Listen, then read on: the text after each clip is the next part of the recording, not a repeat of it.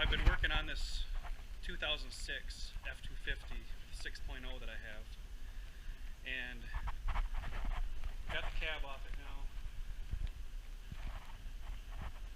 I've had it for a couple years, and it's always started hard when it was cold. After it's been running, it starts fine. You leave it for 3-4 hours and it doesn't want to start. So a bunch of different problems this could be, and I've already looked into those. I'm not going to go over those. There's a lot of great videos on those.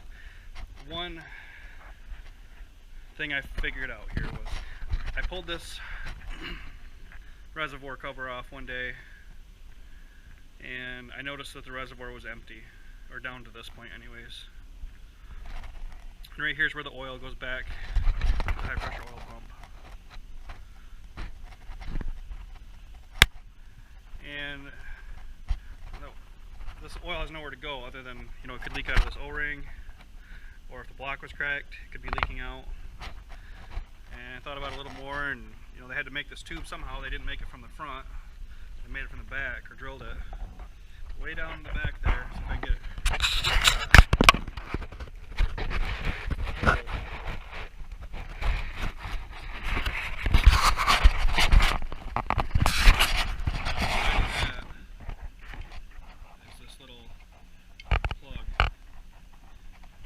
Looking one day, the cab was on there. Filled this back up with oil, and I could see the oil slowly running down the back of this. So every time this thing starts up when it's cold, it has to refill this reservoir, take oil back to the high pressure oil pump,